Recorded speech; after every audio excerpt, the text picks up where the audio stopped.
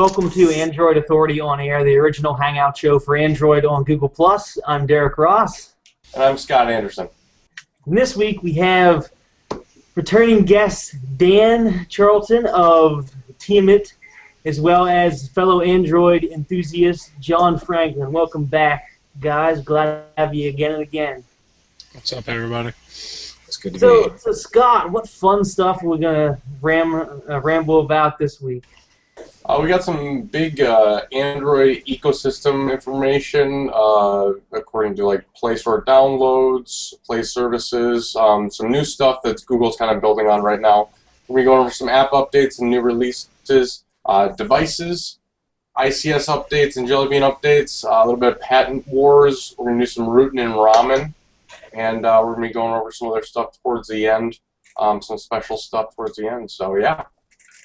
All right, so party hats. We should have party hats for this announcement. All right, so everybody put your party hat on. All right, so you have your party hat. You have your little your champagne to toast, or your beer, whatever. Happy birthday, Android! The Android SDK is now officially 4 years old as of September 23rd, earlier this week. 4 years ago, the Android SDK release 1 for Android 1 was announced. So, depending on what date you want to celebrate, you could say that Android is now officially 4 years old. And for something that's being 4 years old, they hit a milestone this week. Google Play, formerly Android Market, had 25 billion downloads. That's a lot of downloads. So, in comparison, iOS, when did they reach that? How long did it take them to reach that? Because we keep hearing, Google Play has horrible content. It's bad. So let's do a comparison here. So iOS, it took them 1,334 days, which is just under 3 years and 8 months, to get 25 billion. So that's 1,334. Android, it took 1,435 days, or 3 years and 11 months. So just about 3 months longer. Just about 3 months apart here. That's not bad. And because Google is amazing, they are celebrating this week by offering 25-cent apps, a whole bunch of apps, 25 movies you must own, 25 banned books, 25 albums that changed the world, and so forth. Basically, they're 25ing all the things, and you should check it out. It's nice to get some cheap content and cheap apps that generally cost a whole lot of money, like Office suites that are normally $15, running you a quarter. That is a steal. Yeah, so check it out, definitely. It's a good app too. And they have games. Like I saw, Cut the Rope was on there. Paper Camera was one. I use that a lot, actually. Yeah, old favorites, definitely. And also, if you guys have any credit lying around from that Nexus 7 purchase, use it now, and it's a very good way to use your additional small amounts. Exactly. 97 cents. Yeah, I had 97 cents, and I was like, oh, let me buy some apps. Yep, there you go. Yeah, you can use your when else are you going to find a 25-cent app unless to do another 10-cent deal, but that was 10 billion downloads last year, so I don't think we'll see 10 for a while. But yeah, 25 cents. Go ahead and spend your last few remaining nickels and dimes on your with your credit. So speaking of Google Play, yesterday started to roll out something called Google Play Services, and this is actually pretty awesome. It's a nice game changer, in my opinion. It was showcased at I/O a few months ago, and it's all for developers. Right now, it's an automatic rollout. If you haven't noticed yet, chances are you may even have the app installed on your phone or your tablet. You didn't even install it, and it's already there. But for whatever reason, if you didn't have it, you can go to the Play Store and search for Google Play Services and install it if you didn't get it already. So if this thing is such a badass, what does it do? Well, it does three main things. Right now in version 1, it does OAuth 2.0, Google Plus sign in, and the Google Plus plus one button. Those are three little features in the beginning. Those are kind of minor to the whole mindset of what this is going to do. So we all know that carriers and OEMs are the big Debbie Downer when it comes to pushing out Android updates, and new APIs come out for Android that offer such and such features, allowing access to the latest and greatest Google product APIs, and it takes forever for people to get those. So what if they bundled those APIs in a service, and that service didn't need to rely on updates coming from your carrier or your OEM? They came directly from Google. So this will allow, like I said, allow access to the new product APIs instantly, basically. Within a couple days, everybody will have them. Now a little bit about OAuth. So OAuth, for those of you that don't know, it's authentication, right? So when an app needs to access your private data in your Google account, this new tool will allow that application to securely access your account information without requiring you to enter your account information. And plus, we all have super secret, secure passwords, right? Because we're all, very conscious about security. So who wants to enter a really strong letters and numbers, password all the time just when you install a new app? So this is great. This is great for security, and it's great for users to know that that they don't have to worry about affecting their privacy or security online.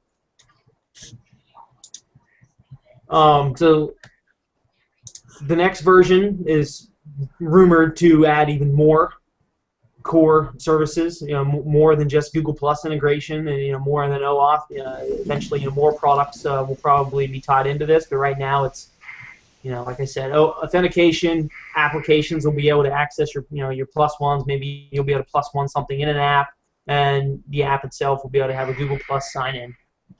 I'd be interested in seeing an app that has all the plus-ins but categorized. I think that'd be very cool to do.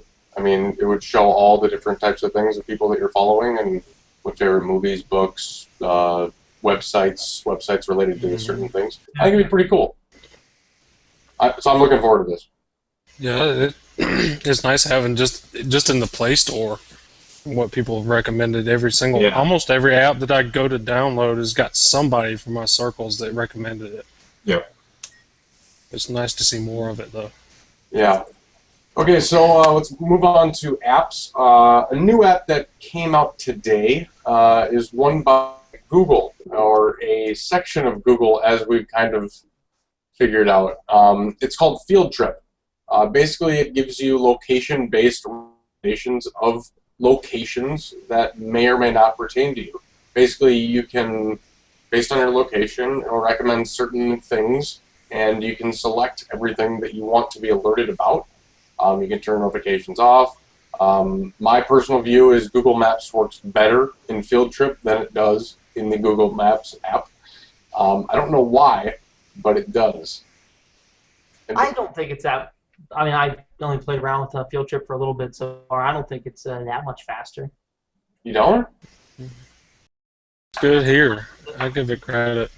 I tried it for a little while. I haven't driven around, but I've seen some people that it's a guy that said he lived in Louisville, and he was running through town, and he enabled it where the voice actions would announce and pop up the cars while he was going downtown. And it actually gave him notifications of a couple of venues that they had, and they had concerts in the area, and gave a little link where you can go to Songkick and find more information. It's pretty cool.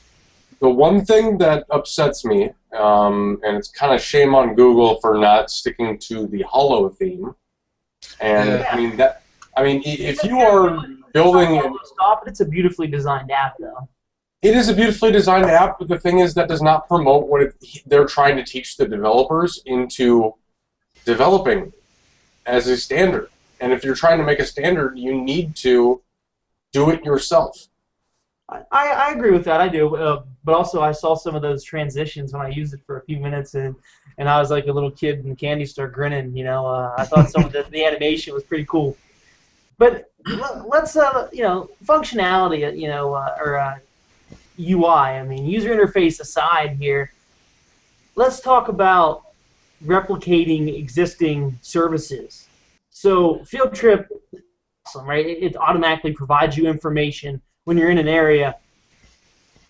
Now, doesn't that sound familiar? Don't we already have an application that kind of provides you information when you're in an area? You know, Google Now. Mm-hmm. So Google Now tells me, hey, Derek, you want to check into this restaurant and this bar.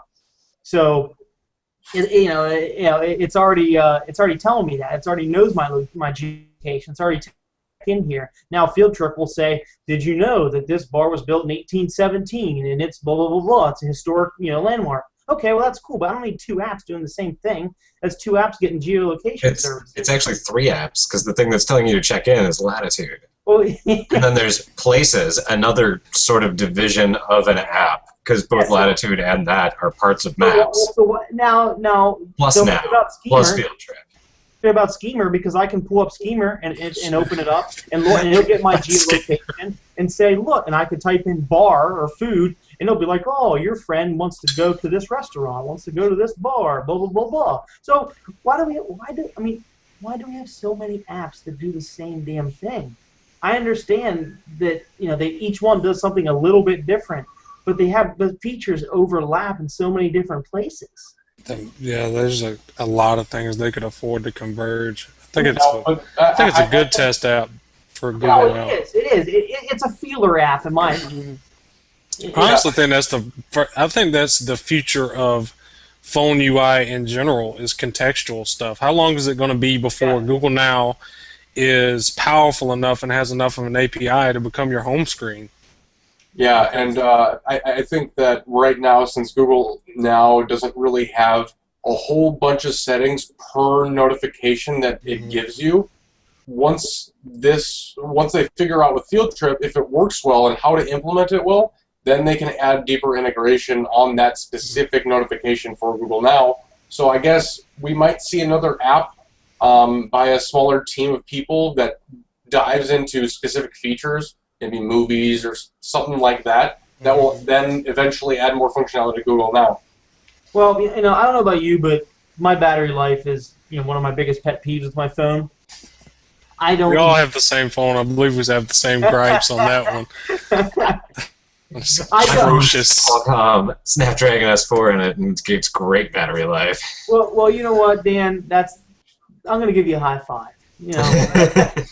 You're also on a carrier that doesn't force you to sit, through 3 months of a Google experience device and stare at everybody else. It's also a carrier that allows me to get relatively fast speeds without having to maintain two simultaneous connections to two different network architectures. It's a pretty nice advantage. So as I was saying here, that does help we have multiple apps running, doing geolocation services and automatic data services. And that's definitely going to cost a little bit of battery life. I'd rather have it bundled into one app instead of 4 apps with overlapping services, in my opinion. That's just eventually it's going to be done on a hardware level. Maybe, yeah. So Qualcomm's been preaching it. So another app that was updated, not a new app, but one that has grown near and dear to our hearts is YouTube. It got a whole new UI refresh. Some people like it, some people don't like it. What are your guys' initial opinions? Do you guys like it? Do you guys not like it? Personally, I do. I like it, but it's up to subjective. I mean, the comment section and the related videos look a lot like the Google Plus app does. So you like it, John, because it reminds you of Google Plus? No, that's not because it reminds me of Google Plus. I think Google Plus is a well-designed app. It kind of has that cards UI. I think that's where they're taking the UI. I mean, not that swipeable tabs aren't also hollow compliant either, but I jump to the comments. It's nice to just scroll through a list rather than swiping all over the place. But I guess the other good thing is they say it brings that UI down to 4.0 and above. So yeah, I mean, that's another good thing that came. So a lot of people aren't on ice cream sandwich yet. So I don't like it yet because I don't like a whole lot of change in my apps unless it's a drastic change and it blows me away.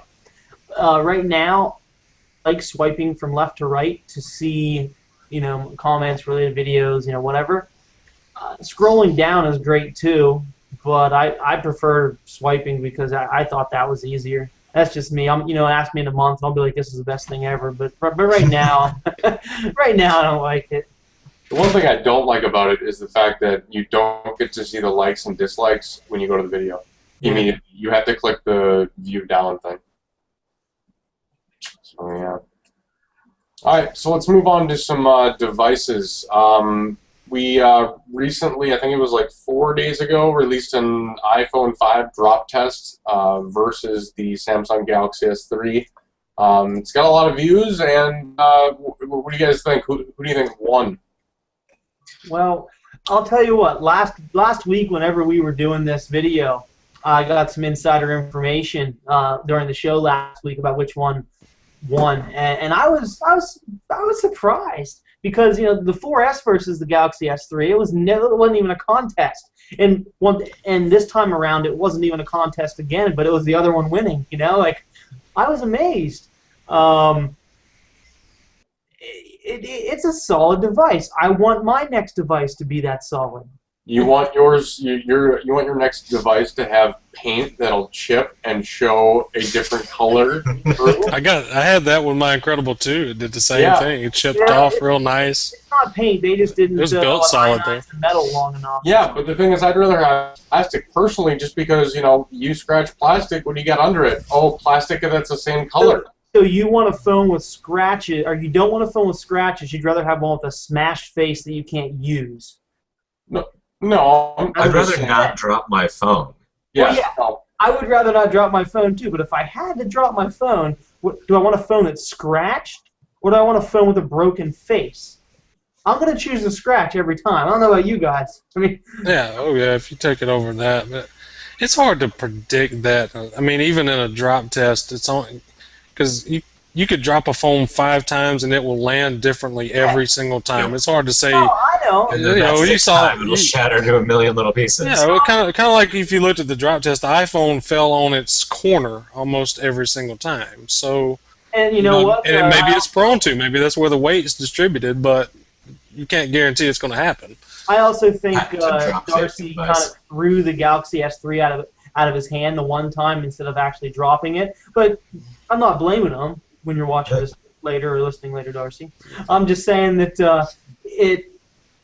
you definitely dropped it harder than you did the iPhone. But I couldn't do any better. I mean, it's really hard to get the same amount of pressure and drop 2 things the exact same way. All it proved was a whole bunch of money was wasted, and and it has like 5 million views or something right now. So go watch it if you haven't. They did a hell of a job with the production. It's got like about actually almost 8.5 million. 8.5. I guess the main thing to take out of it is that it is more durable than the 4S was in that area. Not that it took a lot to be like that, but it does hold up better. The back isn't made out of regular old glass. Gorilla Glass. No, the front of it was Gorilla Glass. The back was just plain old glass. It's even worse. Exactly. Why do you think it broke so easily? It's just. I just don't think those videos are just great because it actually gives a real life situation on something that actually happens. Well, yeah, I mean, he dropped it from his pocket. He dropped it from, like pulling it up to his ear. He dropped it from his ear. And then, no one actually stands there and holds it 3 feet out from their body and says, okay, let's drop this phone, Right. So they did real-world drops, which everybody does those. Unless you're, certain people that have, bionic Spider-Man fingers that can hold on to your phone. I mean, everybody drops their phone, right? Mm-hmm. It happens. Let's see a test against a Nokia device. Yeah. Anything that's... So Texas Instruments, OMAP, not really gonna be investing a whole bunch of money into OMAP. Yeah, it's kind of surprising. They are I mean, they haven't been entirely clear on it, but they're pretty much closing down the OMAP shop. It's not clear if the OMAP 5 is going to happen or not, which is a little disappointing because it was supposed to be a really compelling offering in the market. So it's kind of disappointing that they're pretty much rolling that up, but there hasn't been a whole lot of details about how quickly they're shutting it down. They're promising continued support for existing devices, which includes the Galaxy Nexus, it includes all of the Kindles, it includes all of the Nooks, it includes a lot of Motorola's, it includes a lot of devices. So yeah, and continue to support those, but really unclear about what's going to happen after that. Yeah, and it seemed like they wanted to do more integrated things, like with machinery and cars and things like that, which I can understand, but in this booming mobile market, I don't understand it right now. And I guess we need to know more on. I mean, they're facing harder and harder competition. NVIDIA has really exploded onto the scene in a big way, and Qualcomm is continuing to just eat up the marketplace, especially in the U.S. And TI was never big outside of the U.S. in the first place. So Motorola was one of their biggest customers, and they got multiple-year contract with Intel at least. Yeah, well, I mean, they're committed to making some devices with Intel, but even still, nobody can sell a chip in the United States that's going to go into a device that can't support LTE. And right now, Qualcomm's the only player in that game. But 2 years from now, maybe now starting I think to put out Intel's the working. standalone radio that can do the same things. That's what the iPhone is using, but that's just now hitting the market. So just nobody has been able to sell a chip in America for the last 6 months, other than Qualcomm. Dan, don't forget about the Intel Medfield processor. Look around. Where is it in America? It's going to the UK. It's coming here with LTE. That was reported this week. That's something we're going to talk about a little bit later. Yes, reported as coming. Months and months away. For the last 6 months, there's been no alternative but Qualcomm. None. It just makes me a little bit. Samsung is using Samsung's own chips in their products that they're selling in the U.S. It makes me feel a little bit sad to see TI go out right now because the OMAP 5 was so promising. Yes. I mean, like, better than Samsung's Exynos 5250 promising, and it could have been a big time because they put a lot of R&D in that thing. Because I mean, it was probably the first example of a Texas Instruments processor that they went 100% in as far as the graphics processor and everything, where they used to use older GPUs and kind of overclock them. But well, it's kind of a nostalgia too, because the first Android phone, the HTC G1, had an OMAP processor. The original Droid had an OMAP processor, and yes, so they're capable. The G1 it's did not have an OMAP processor. Kind of sad to see it go away. The G1 had a Qualcomm processor. You sure? Yes. Research. I've only been wrong once before. We'll Google it later. You know, Unless TI started making MSM processors and not OMAP processors, and I didn't know. You know what, Dan? I shouldn't even said anything because you're the CPU god. You know everything about them. I just, that's the second time I've ever been wrong. It's fine. It's fine. So this week we also got some leaked pictures of the HTC One X Plus. My personal view is we need to stop doing buttons, hardware buttons, soft touch buttons. But at least they didn't do a legacy menu key like Samsung did. Agreed. No, but they're doing the same sort of options. Yeah, you have to enable in settings. That's just developers needing to get on board. Yeah, I mean that's something where HTC has really taken it in the teeth. I mean, I get why you're saying the on-screen buttons. I like having capacitive buttons on my phone. I honestly do, and I get why HTC continues to put them there, and they've really taken it in the teeth on that. But it's really not their fault that so many apps look like crap in that setting. They don't make those apps. It's Facebook's fault. It's Twitter's fault. It's major companies that are just too lazy to update. Mm-hmm. My biggest gripe about them is they're not customizable. I can flash a ROM and have as many buttons as I want in whichever order I want. Scott, everybody flashes ROMs. Up until a month ago, you can remap those buttons. What's the argument? Yeah, you shouldn't have to root if you want to show off the quality of the platform. You should be able to have it bone stock and showed off. And I kind of like the back home recents. I haven't changed it honestly in a while. I used to down like this recents, but what does it do? I use it all the time now. Yeah. I mean, I customize I don't really customize the functionality of my buttons, but I customize the way that they look though all the time, and I like the ability to do that. What am I gonna do? Get some nail polish or something and do that to my my hardware buttons? You can do it that Fair enough.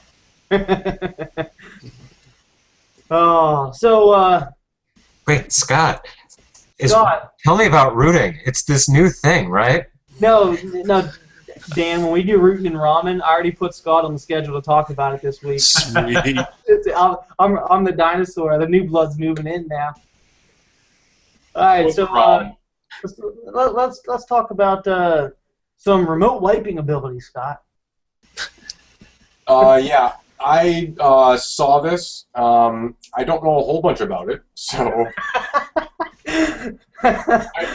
I knew that it was possible with a SGS3 if you got a malicious link that you could potentially wipe the person or get your phone wiped. Is that correct? Yeah, so the quick and dirty version is some phones have the ability, you type a super secret phone number to your phone, and, with asterisks and pound and then numbers, and it factory resets your device. It's for support purposes, really. And some TouchWiz phones, as well as some HTC phones, it was found initially on the Galaxy S3 this week, if you went to a website that had this link embedded on it, and you clicked on the link, and the native dialer would come up and try to call that link, because that's how Android works. Well, if your phone was one of the phones that could launch a link to a number and factory reset your device, well, an oops could have happened. So some people checked it out, and a couple devices were found to be susceptible to that. The Galaxy S3 actually, an over-the-air update had actually patched that, but the AT&T Galaxy S3, the Galaxy S Advance, as well as the Galaxy S2, and I believe the HTC Desire, I could be wrong on that, but at least one HTC phone was found to be susceptible as well. And hopefully, the other devices are being addressed. But right now, the big guy, the Galaxy S3, make sure you run a custom ROM, or you're running the latest firmware over-the-air update, and you'll be fine. I did see they do have an application on the market now that the developer put out you can stop that. It'll block the number from, I know it's like $2.67, so I'm sure he's about to make some bank on that thing. So. Well, and you know what? Another way to do it is don't use the stock Android browser. Use Chrome. And if you can't, really, the best way to do it is don't follow strange links that you don't know what are. Well, yeah, so basically general email rules apply. Right, like the bottom line answer in this is when somebody says they're from Nigeria and you won $5 million, don't follow the link. or if they have a magical way to make money on Craigslist. Right. All right, so let's get into the fun stuff. At least I think it's the fun stuff. It's the fall. Every week, hopefully, fingers crossed, confidence high, we're going to have a Nexus rumors section. And this week, we're going to start off with a whole bunch of fun stuff. So today, actually, we got some reports from DigiTimes that we're going to have a $99 Nexus 7 by the end of the year, as well as a $199 version, now. And that's all. We don't know anything else, but every talking head, including ourselves, starts to figure out, well, how can we get down to that $99? Is it going to be the exact same hardware? If so, is it going to be ad supported to get down to that price? Is it going to be a loss leader? Is Google going to, cut the $50 product cost on it and is a loss and make it up by, app sales, because they're, the Google Play content is making a lot of money now, maybe? Or is it going to be carrier subsidized? Because remember that there's a 3G variant rumor too. So is the $99 version going to be the carrier 2-year contract edition? That's why it's $100, because you're going to pay a monthly data fee. So there's a lot of things that this could also not even happen too. But if it does, how are we going to get down to that $100? Or is the current version, Wi-Fi version, going to be bumped down to $99? For whatever reason, somebody got a good deal somewhere in hardware, and the $199 version is going to be the new version that comes out in 6 months, or I'm sorry, that comes out for Christmas or something, which puts the Nexus 7 at 6 months old then. So, we could see something. The rumor could be true. Well, what do you guys think on that? I don't see them stepping up the hardware at the same price point in that fast of a time. To do an upgraded one. I see the $99 one being possible because there's a lot of relatively highly powered and relatively inexpensive chips about to hit the market. So I think that they can drive down the price. It won't be in the same performance category as the Nexus 7, right? I mean, that's got a quad-core processor. It's a pretty powerful machine. I think it'll probably be a much lower clocked dual-core or even a high-clocked single-core processor. But I think that they can hit that price point and still, be at least right around breaking even. Oh yeah, remember? Well, right now the bill of materials was sitting at about $152, I think. Yeah. Yeah, it's a guess. I mean, obviously when. Yeah, when you factor in marketing and labor and everything else, they're probably right around break even on the Nexus 7. Yeah. So yeah, I mean, and making a profit on the. Only time will tell, and as anything, it's a device that's going to be 6 months old. It's time to update. So who knows? Maybe the new Nexus 7s will be part of their upcoming 5 rumored Nexus devices. I mean, yeah. There's all sorts of leeway here. But another rumor we can talk about is the LG Optimus Nexus, which is based on or supposed to be spec'd off of the Optimus G, a Spanish website translated to using Google Translate this week said that someone close to Vodafone says that the LG Nexus will be based off of something similar to the Optimus G. It'll have a 4.7-inch screen, and it'll offer extremely high screen qualities and detail extremely high, such as Apple's Retina display. So it could be in comparison to that. So that's nice, and that kind of goes off of other devices that we've seen rumored so far to have 440, 448 pixel density on a 1080p screen. So yeah, Apple's Retina display is only 326, I believe. Yep.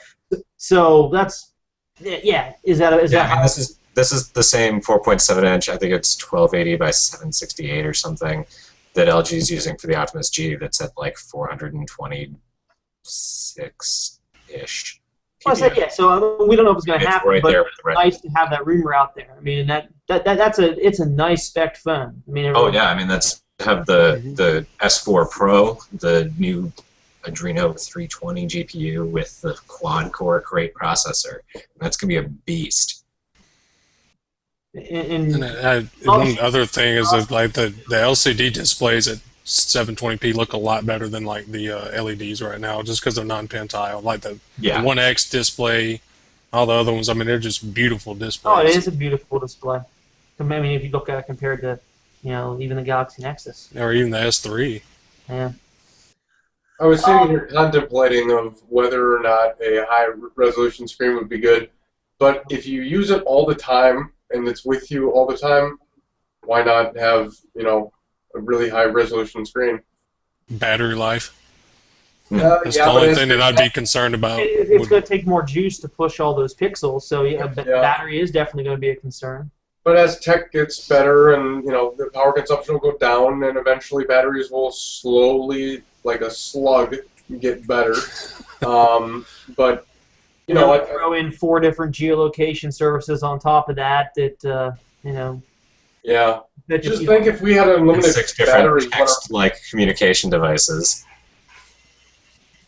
Just think if we had unlimited battery. Just think of the possibilities that we could do with that. Yes. Just think if we lived in a world where there were unlimited energy. Stop it. I didn't say that. How much more we could do without having to worry about things like oil or coal or power. You get on that. You invent perpetual motion, and and next week we can talk live on the show about I'm going to patent troll all the energy companies. Samsung Galaxy Nexus 2 had some fun stuff this week. All right, so flashback to the Nexus S. It was leaked via images on Picasa. The Nexus S 4G images leaked. Images from a camera shots. And the Galaxy Nexus, on Google Plus and Picasa images. The Nexus 7 images. So this week, 3 images appeared on Picasa with EXIF image data, stating that it was the GTI 9260, and that is the rumored device that could be the Galaxy Nexus 2. Is it? We don't know. Does that device exist? Well, probably, but is it the next Nexus? from Samsung? Who knows? All we know is that images most likely appeared. The EXIF data could have been faked, but I'm kind of sensing a pattern here since every Nexus device has shown up on Picasa. Yeah, there are a lot of interesting patterns with all of these Nexus device rumors, actually. Between the Samsungs on Picasa, these have some interesting ones. There's a lot of really interesting stuff swirling around this army of Nexi.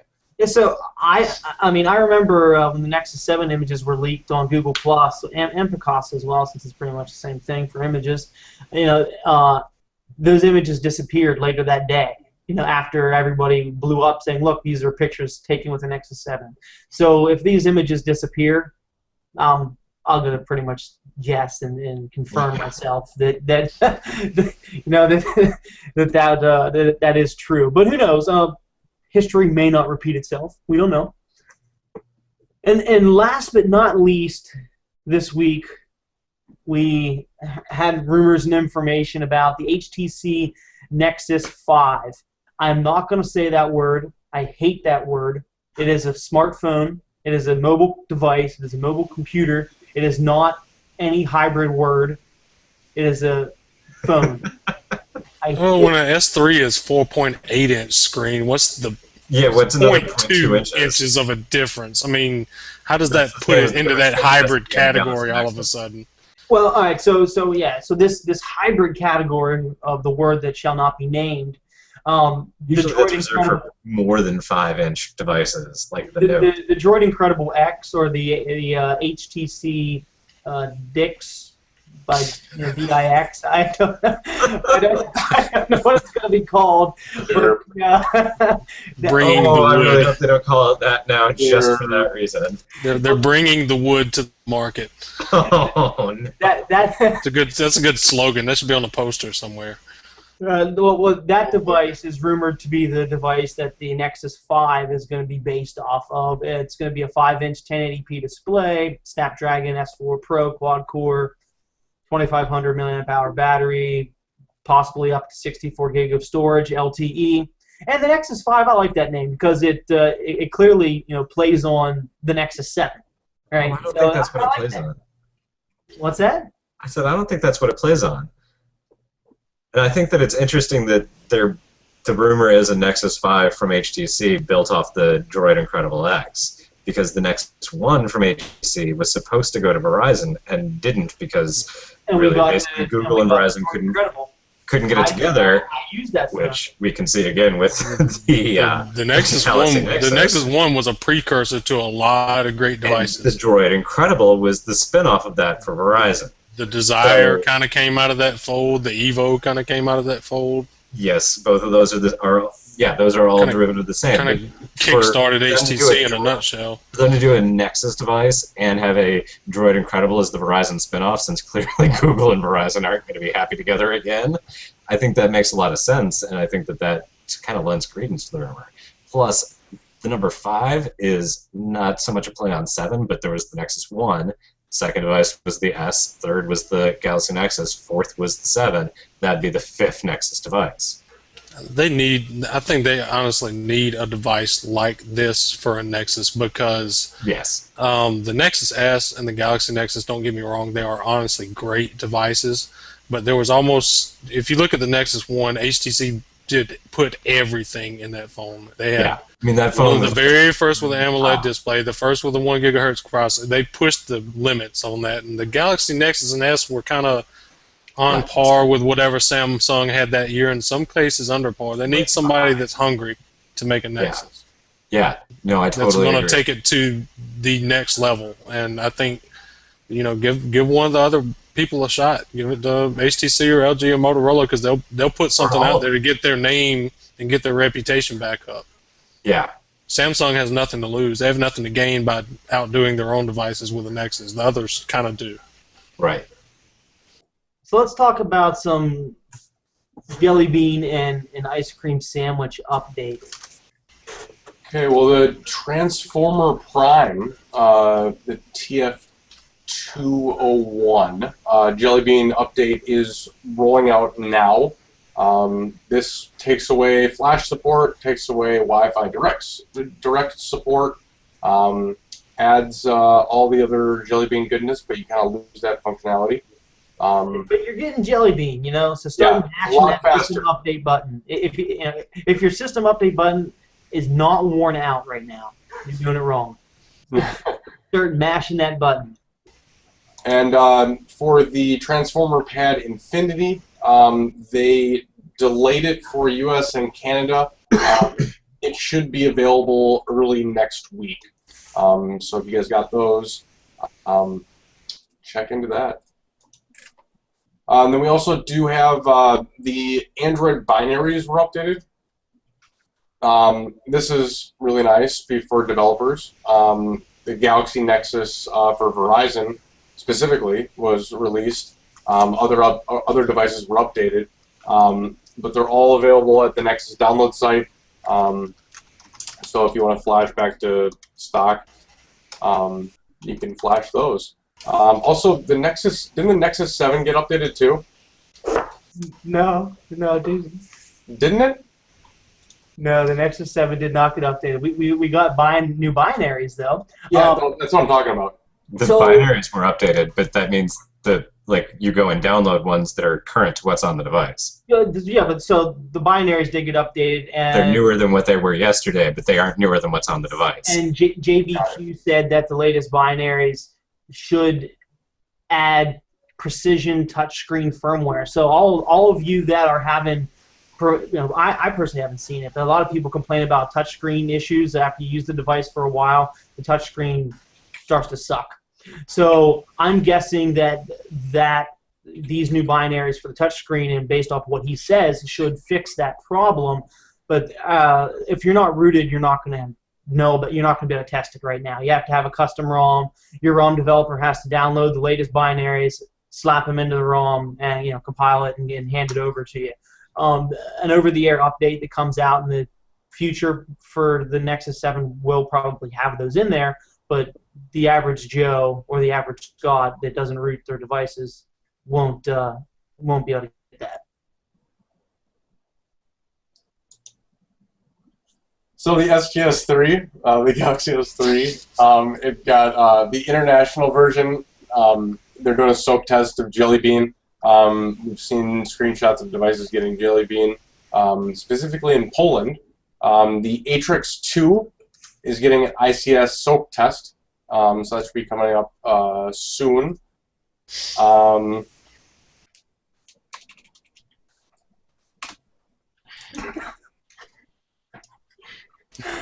Updates are sometimes funny because what happens is that people expect they're going to get them sooner than later, and they just keep mashing that update button and they don't get them. But let's talk about some updates that people do get. So the ICS updates from Motorola were announced, and the Bionic. A lot of people actually earlier this week were talking about it. Bionic, they said by Q3 it was going to have ICS. Well, Q3 is done, and they still don't have ICS. But Motorola came out. Remember, Motorola is now Google. Came out and said, "Hey, Bionic owners, we're sorry that your phone has been the redheaded stepchild of the bunch. We're going to do you right eventually, and you should have ICS by sometime in Q4." So we promise really, really hard this time. I mean, what's Q4 starts? What in a couple of days? Q4 started a couple of days now. Yeah. Or no, wait, no, Monday. Monday, yeah, That's yeah, on Monday. October, yeah. So it gives me a little bit more faith because Punit Sony was over Google Plus in a lot of areas and everything. He's been pretty interactive with the people about it, so that's a good thing to see anyway. He's just come straight out and say, we look, we know you got a raw deal with this. We're going to try to make it right. And yeah, and that's great that they're going to do that. And remember, if your phone doesn't get enough, if your Motorola phone doesn't get an update, you can get a $100 credit to get a new one. So, but do we have any other updates for Jelly Bean and ICS this week, Scott? Nope. You still can't get it? Okay. All right. So, Samsung also released their round of devices. We'll go ahead and put the link on the when we post the show, so you can check out and see if your device is listed there, if it is going to be getting Jelly Bean or not. So patent wars, Dan. I'm going to defer to you because you're besides our CPU expert, you're also our legal expert. So I guess what Samsung filed As a disclaimer, do not take my words as legal advice.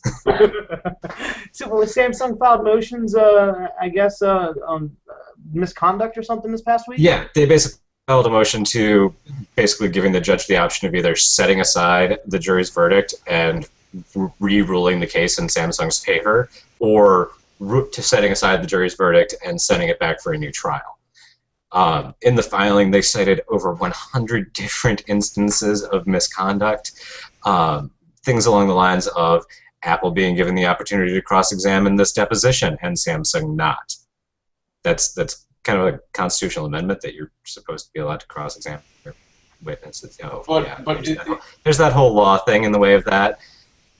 Isn't that a lot to do with time allocation, though? They did. Some of it was, and that was another one of their points, is that there's a time allocation. But Samsung's point on that is, you know what? It takes a long time to explain some of these things, and 24 hours each to present these arguments is just not realistic. And I mean, they're right. There's a lot of detail in what these patents are about, and 48 hours of depositions just is not enough to get into that. And I mean, there were a lot of rulings that were very inconsistent. There were times when the judge barred Samsung from presenting certain evidence, and then Apple presented that evidence anyway, which is fine, but that's supposed to open the door for Samsung to then use whatever argument was originally barred. And she prevented Samsung from doing that. So there were a lot of legal issues, and then there's a big chunk of redacted parts of the claim that are more or less about jury misconduct. And Samsung has moved to suppress it and suppress continuing documentation on that front in an effort to protect jury members from public reprisal. But basically they're saying that the jury did not do their job in a lot of different ways. Based on some of the other appendixes and things that they're attaching to it, they're pointing out the fact that part of the jury instructions was to specifically not rely on personal experiences or your personal feelings about patents or your personal understanding of patent law. And yet, to every press outlet that he can find, the jury foreman has been telling the story of how the entire decision hinged on his personal experiences with patent law and owning patents. So, I mean, they pretty obviously did not follow the rules that they were given. So, yeah, while Apple is filing to add on another $750 million to the verdict, Samsung's basically saying this verdict was ridiculous. One of their other claims in there is that no reasonable jury possibly could have found Apple's utility patents to be valid. Or design patents, excuse me. They also questioned the utility patents, but they flat out said no reasonable jury could have found these valid. And they're right. I agree with that.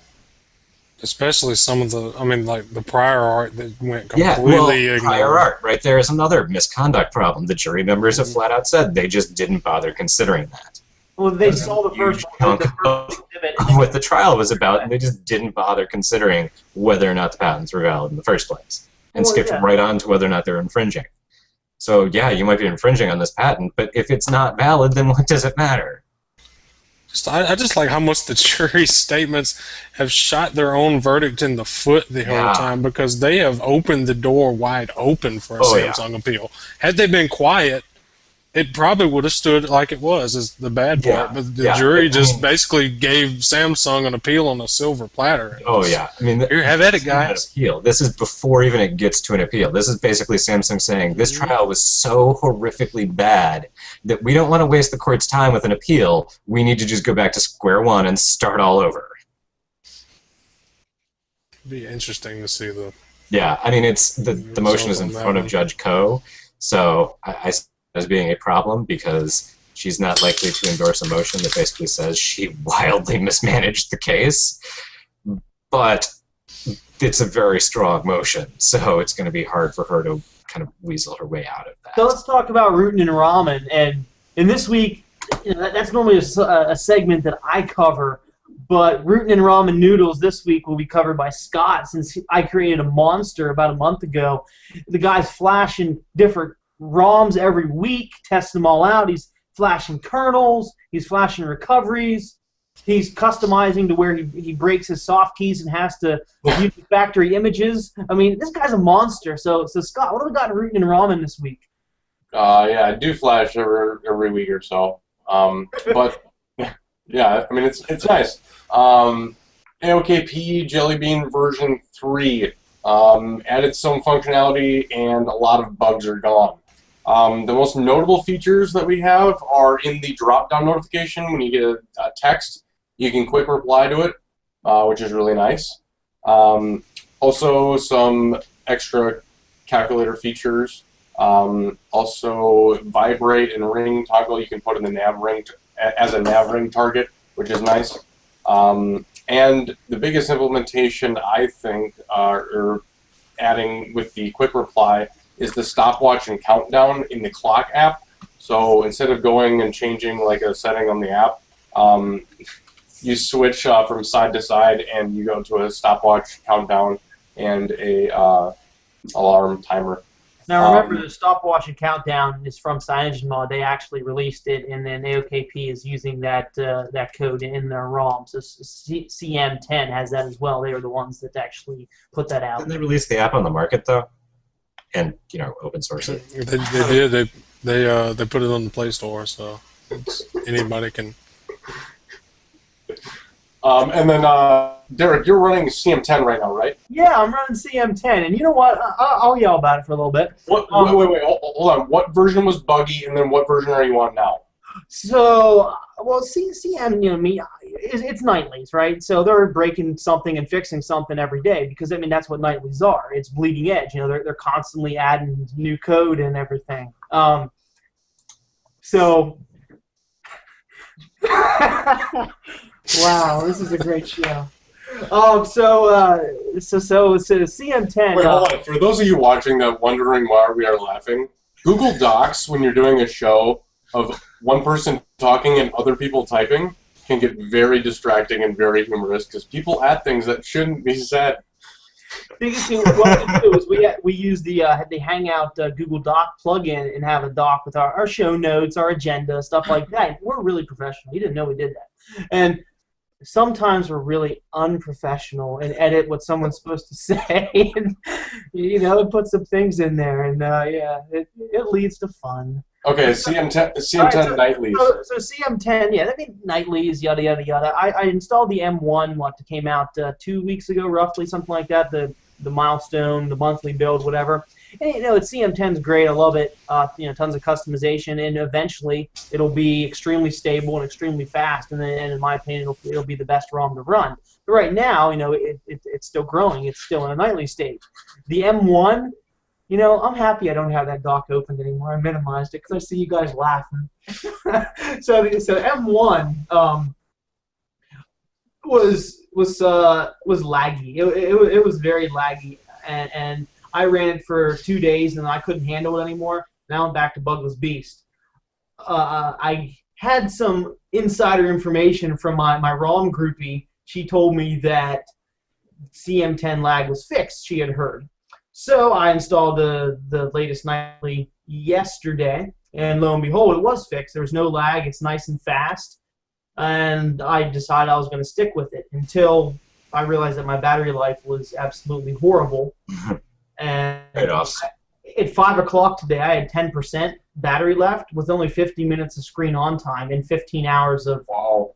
Yeah, so I mean, it's pathetic. I mean, I'm not dissing CM, trust me. I mean, I love what the developers do and what they're doing. And like I said, this is eventually going to be the best ROM there is, in my opinion. But right now, it's a nightly build, and that's the best. When you get to that point, it's not really daily driver usable if it's that bad on battery. Well, I said no. Without looking into it, I haven't had a chance to look at wake locks or anything to figure out what it is.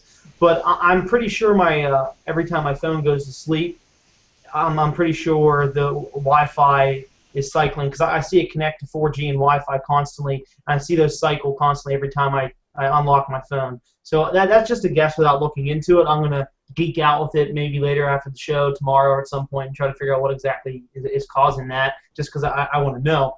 But, you know, chances are in a day or two that a nightly could fix that, you know. And that's the beauty of nightlies.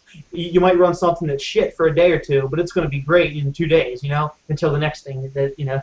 but CM, I mean, they've added everything that I can think of that was in CM9. I mean, you got the navigation at the bottom, the buttons you can customize. The notification drawer is completely customizable. Again, lock screen widgets, lock screen sliders. Notification LED, which is very nice. You can custom LED notification colors. Yeah, I mean, I like it. I love it. I just wish my battery, I could do more with my phone and have it last an entire day. But that'll get fixed, sure. By the time next week, who knows, it could be fixed. But yeah, that's been my experience. But Scott, since you're new around the block to Rootin and ramen noodles, I want you to do me a favor. I want you to try something completely different, because you've been sticking pretty close to AOSP-based ROMs.